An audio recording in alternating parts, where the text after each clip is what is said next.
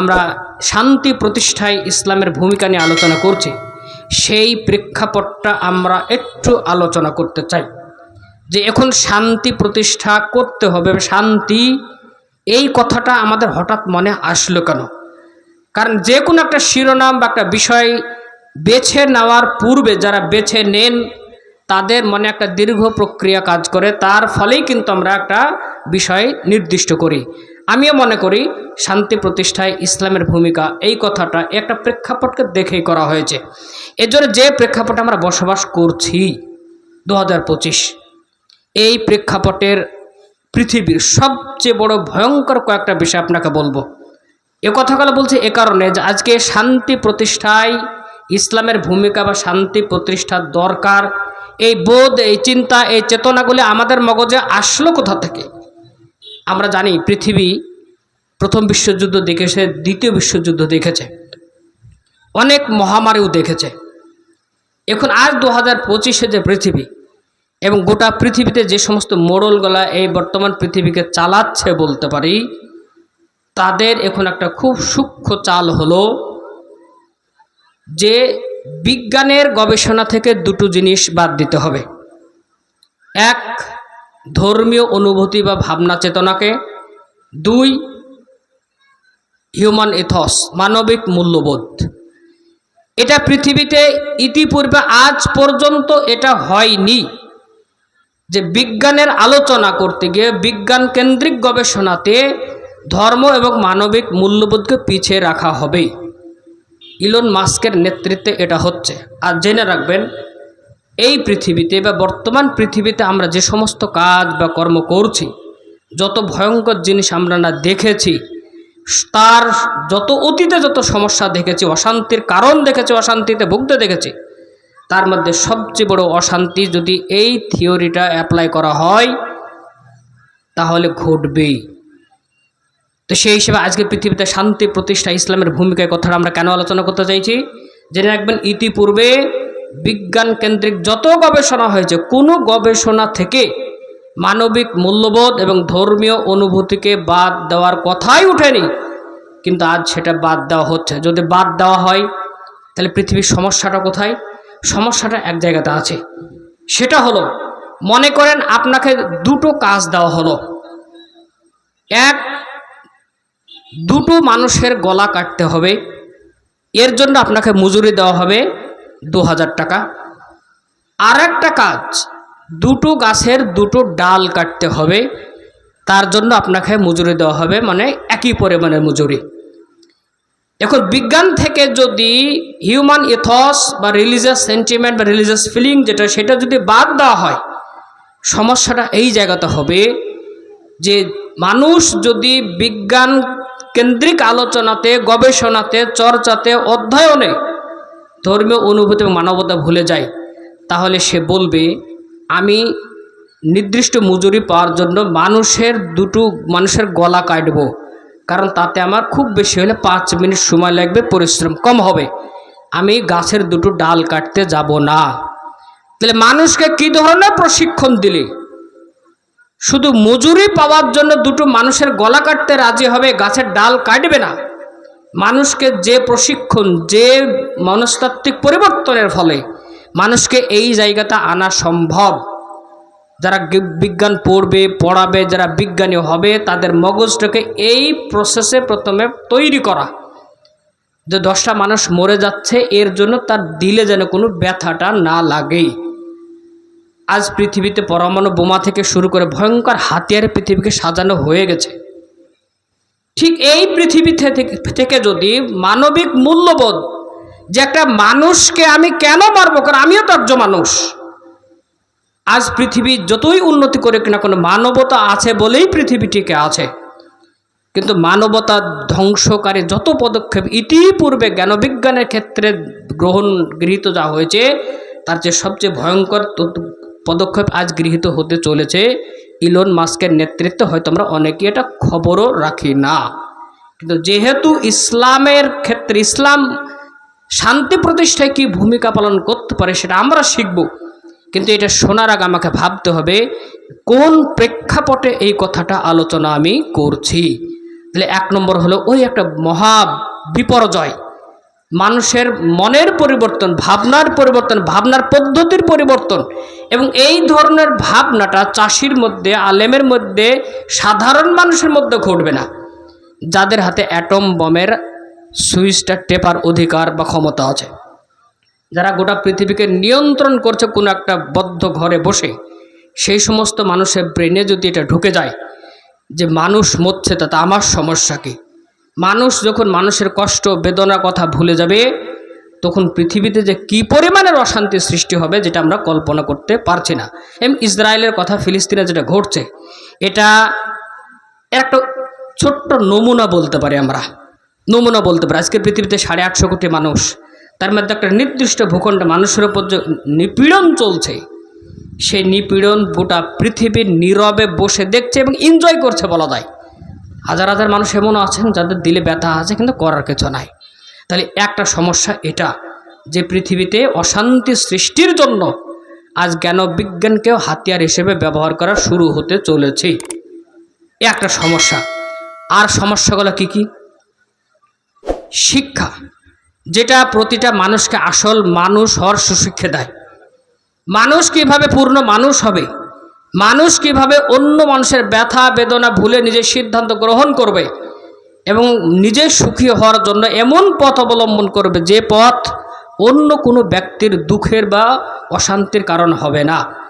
এই ধরনের ভাবনা চিন্তা মানুষের মধ্যে শিক্ষার মাধ্যমে ঢোকানো হয়।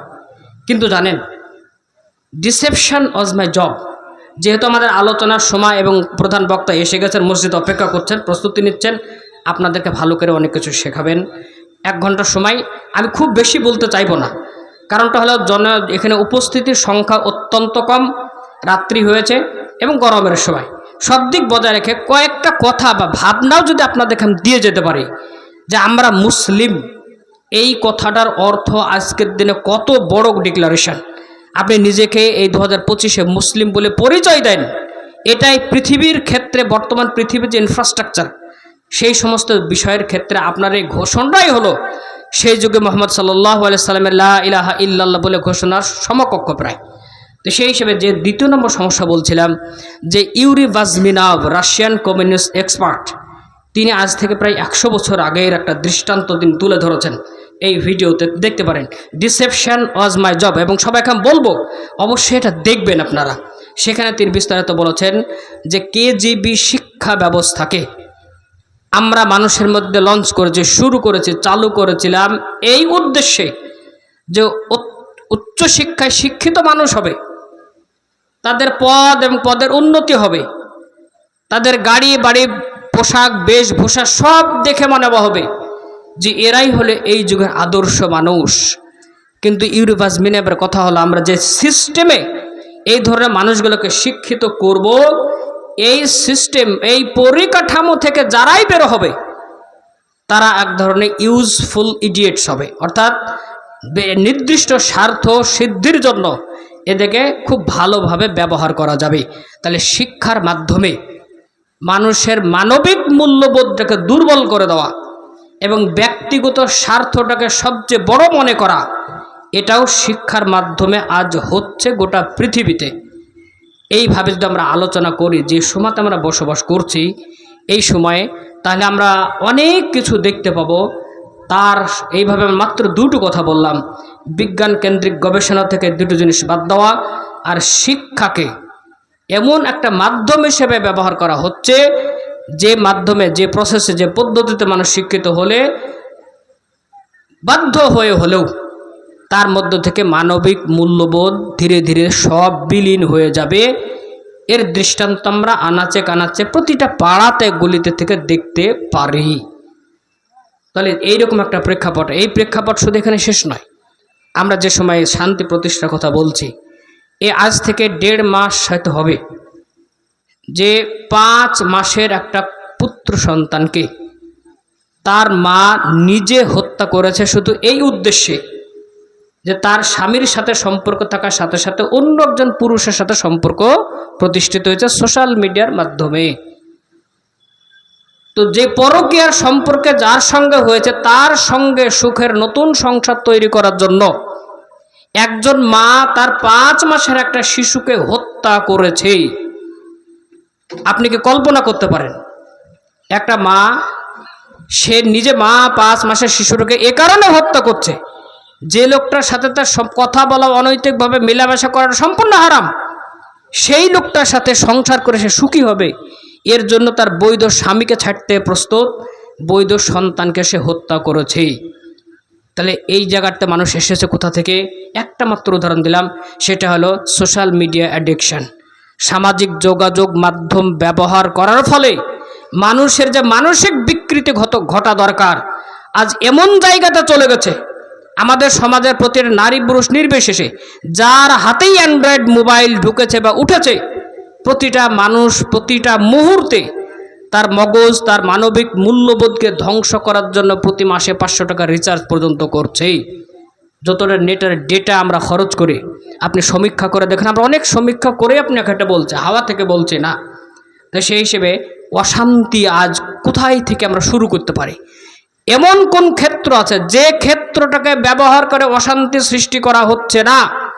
যতক্ষণ পর্যন্ত না এইটা বুঝতে না পারছি, ততক্ষণ পর্যন্ত ইসলামের প্রয়োজন বোধটা আমাদের মধ্যে জাগা সম্ভব নয়।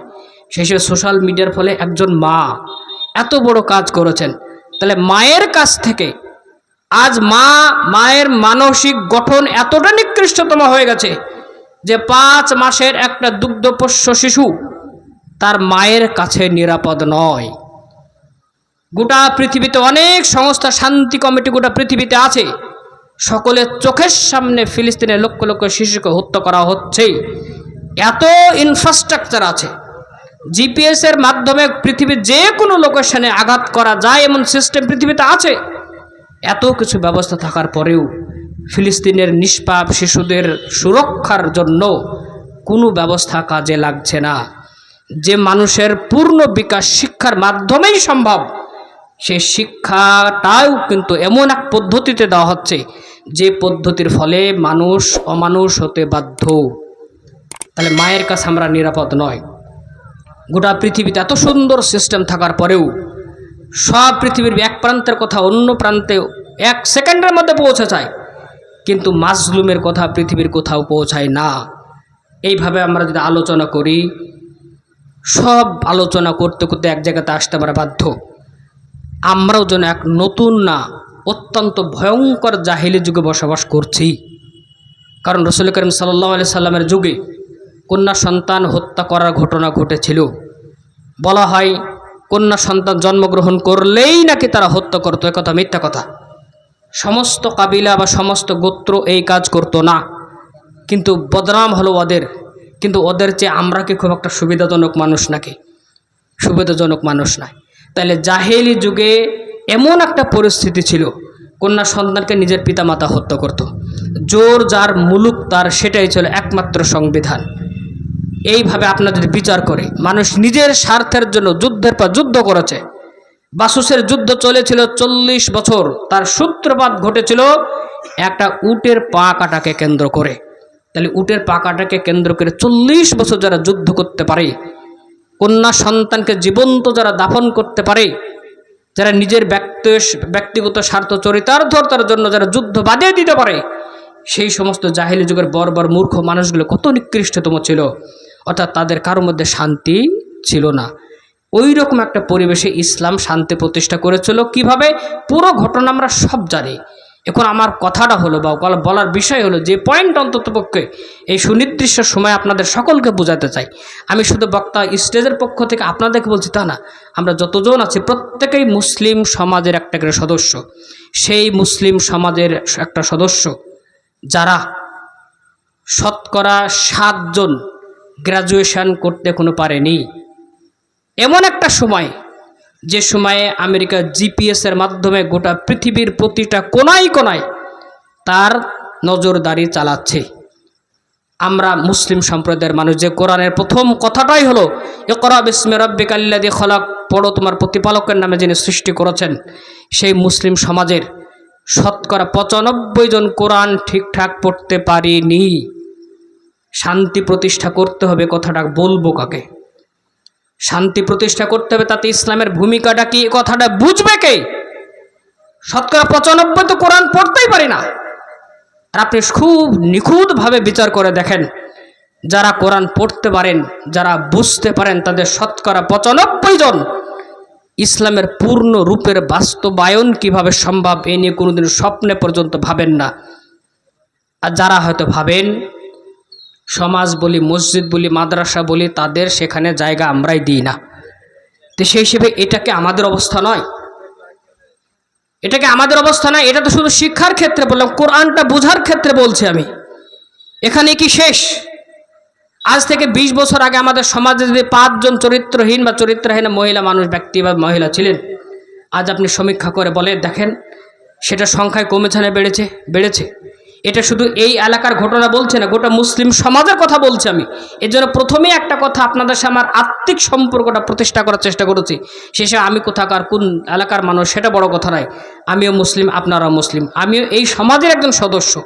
তাহলে আমাদের মা বোনদের অবস্থাটা কেমন? নামাজ না পড়লে বাইনাল আব্দি অল কুফরে তারকুস সালাহ, রাসূল সাল্লাল্লাহু আলাইহি সাল্লাম স্পষ্টভাবে বলেছেন যে বান্দার মধ্যে এবং কুফুরির মধ্যে একটাই মাত্র বর্ডার আছে, সেটা হলো নামাজ ছেড়ে দেওয়া। এ কথা তো আমরা প্রতিদিন প্রতি খুতবাতে শুনি। আমরা প্রতি বছর 52টা খুতবাতে হয়তো এ কথাটা অটোমেটিক্যালি এসেই যায়। আপনি হিসাব করে দেখেন, শতকরা 95 জন নামাজ পর্যন্ত পড়ি না।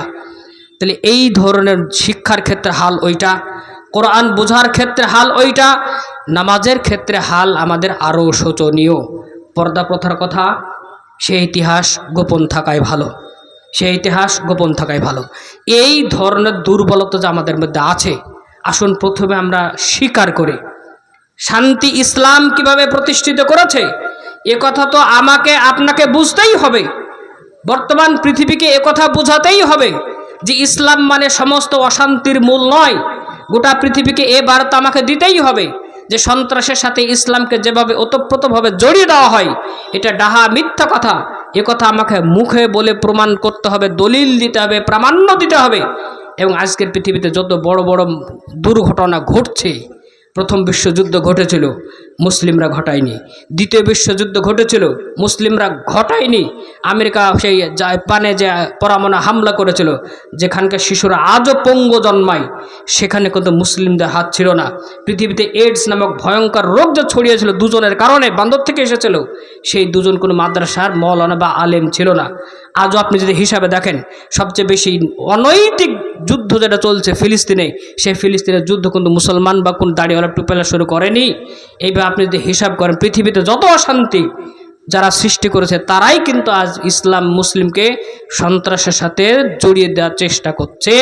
তাদের অপচেষ্টা করা এটা তাদের ধর্মীয় কাজ, যে কথাটা মনে রাখতে হবে যে ইসলাম এবং মুসলিমের সাথে এই ধরনের অপবাদগুলো কেন জড়িয়ে দেওয়া হচ্ছে। তারা করে তাদের বিশ্বাস, তাদের ধর্মের কারণে, তারা করে রাজনৈতিক কারণে নয়, তারা এটা করে তাদের আদর্শের কারণে।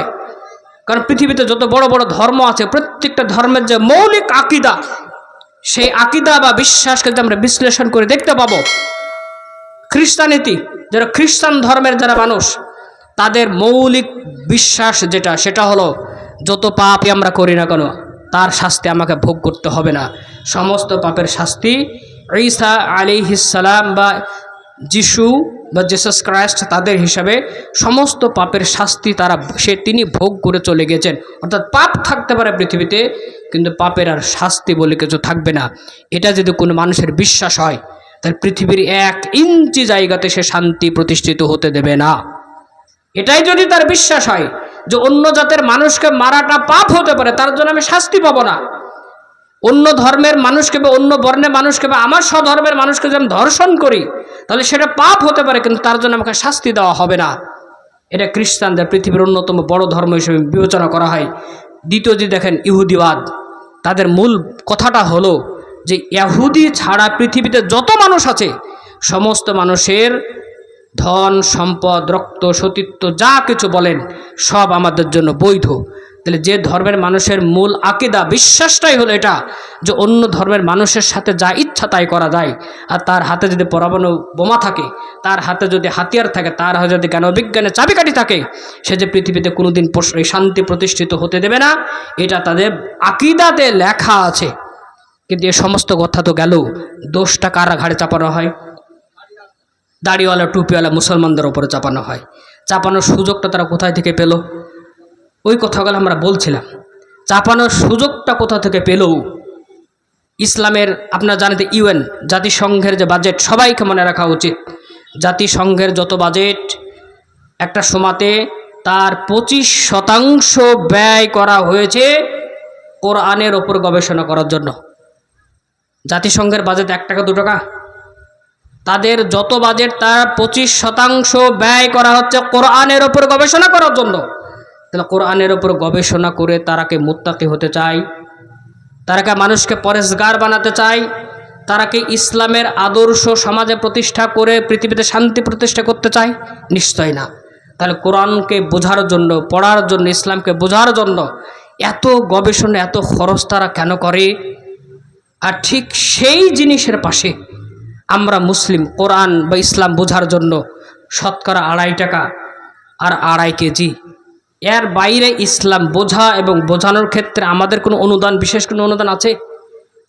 আর সমাজে যারা শতকরা 2.5টা বা 3টে ছেলে যারা উচ্ছিষ্ট, যাদের হাত নাই পা নাই, পঙ্গু টাইপের, সেই সমস্ত ছেলেগুলোকে আমরা মাদ্রাসাতে পাঠাই। আর সেই মাদ্রাসা চালানোর জন্য আমরা খরচ করি কত টাকা? শতকরা 2.5 টাকা বা 2.5 কেজি। আপনি ভাবতে পারেন যে আমরা এই ধরনের মুসলমান আর ইসলামকে নিয়ে অন্য পক্ষের গবেষণার যে বাজেট, তারা সাধারণ মানুষের কোরআন পড়ে না। উচ্চ শিক্ষা শিক্ষিত খুবই ব্রিলিয়ান্ট যারা, তারা কোরআনকে নিখুঁতভাবে গবেষণা করে, নিখুঁতভাবে গবেষণা করে। এর একটা উদাহরণ আপনাকে এক্ষুনি মোবাইল থাকলে চেক করতে পারেন। জাহাল, জাহাল এই শব্দটার বিপরীত শব্দ কি? আপনি নেটে দেখেন, সঙ্গে সঙ্গে ইলম শব্দটার বিপরীত শব্দ জাহাল পাবেন। ইলম, জ্ঞান, এই শব্দটার বিপরীত শব্দ জাহাল পাবেন আপনি। কিন্তু আপনি জানেন ইলম শব্দটাকে যদি জাহাল শব্দের বিপরীত ধরা হয়, ইসলামের 80% জিনিস মিথ্যা প্রমাণিত হবে, এটা একটা শব্দ কারণে। তাহলে এই এত বড় গবেষণাটা করে নেটে যেখানে যেখানে যাবেন, এবং পশ্চিমীদের দ্বারা সংকলিত যত ডিকশনারি আছে, প্রায় এই কথাটা অন্য শব্দের বিপরীত শব্দ দেওয়া না থাকলেও ইলম শব্দের বিপরীত শব্দ জাহাল, এই কথাটা কিন্তু লেখা থাকে। এ কথাটা সত্য তো নয় বটে, এটা অনেক বড় মিথ্যা কথা। আর এইটাই যদি মানুষ বুঝে নেয়, তাহলে এর ইসলামকে বোঝানোর ক্ষেত্রে অনেক জটিলতা সৃষ্টি হবে। তাহলে তারা জানেন, তাহলে এখান থেকে আপনার বোঝাতে চাইছে ওরা কী পরিমাণের গবেষণা করে ইসলামকে কেন্দ্র করে। আর সেই ইসলাম মেনে চলা মুসলিম আমরা, আমাদের শতকরা 95 জন নামাজ পড়ি না। সেই ইসলাম মেনে চলা মুসলিম আমরা, শতকরা 90 জন কোরআন পড়তেই পারি না। এই সমস্ত মুসলমান আমরা আজ ঠিক করেছি শান্তি প্রতিষ্ঠাতে ইসলামের ভূমিকা কি। আসুন আমরা একটু শুরু করি। তাহলে আল্লাহ রাব্বুল আলামিন জাহেলি যুগের যে চিত্র, সেটাও কোরআনে বিভিন্ন জায়গাতে খণ্ড খণ্ডভাবে বর্ণনা করেছেন। সবগুলোকে এক জায়গাতে যদি আমরা করি, তাহলে ইসলাম যে মুহূর্তে মুহাম্মদ সাল্লাল্লাহু আলাইহি সাল্লামের মাধ্যমে প্রচার হতে শুরু করেনি, তার পূর্ব মুহূর্তে আরবের পরিবেশটা কেমন ছিল, কয়েকটা কথা আপনাদেরকে আগে বললাম। সেই পরিবেশটা শুধু অশান্তি আর অশান্তি ছিল, তাতে কেউ শান্তিতে ছিল না। শিশু শান্তিতে ছিল না, বাচ্চারা, বড়রা, নারী পুরুষ কেউ শান্তিতে ছিল না। এই অশান্ত পরিবেশে শান্তি প্রতিষ্ঠার জন্য আল্লাহ রাব্বুল আলামিন ইসলাম পাঠান। দীর্ঘ 23 বছর ধরে ইসলাম প্রতিষ্ঠিত হয়। এই ইসলামের শুরু, শান্তি প্রতিষ্ঠা করতে হবে, এটা আল্লাহ রাব্বুল আলামিনের প্রজেক্ট, আল্লাহ রাব্বুল আলামিনের নিজস্ব প্ল্যান, যে আমি আমার বান্দাকে সর্বশ্রেষ্ঠ করে সৃষ্টি করেছি, কিন্তু পৃথিবীতে গিয়ে তা এত নিকৃষ্টতম হয়ে গেছে যে এই সমস্ত মানুষগুলো আমার তৈরি জান্নাতে যেতে পারবে না। তাই সর্বশ্রেষ্ঠ রসুল মুহাম্মদ সাল্লাল্লাহু আলাইহি সাল্লামকে পাঠিয়ে সেখানে শান্তি প্রতিষ্ঠা করার প্রজেক্ট বা কাজ শুরু করা হয়। তা আল্লাহ রাব্বুল আলামিন সেটা করতে গিয়ে সর্বপ্রথম যে আয়াতটা দিয়েছিলেন সেটা হলো ইকরা বিসমি রাব্বিকাল্লাযী খলাক, পড়ো তোমার প্রতিপালকের নামে যিনি সৃষ্টি করেছেন। তারপরে বাকি আয়াত করা আপনারা সবই জানেন। তাহলে আমি এখান থেকে শান্তি প্রতিষ্ঠাতে ইসলামের ভূমিকা কি, এই কথাটা বলার জন্য এই আয়াতটা আপনাকে কেন বলছি, তার একটা মানসিক সংযোগ আছে।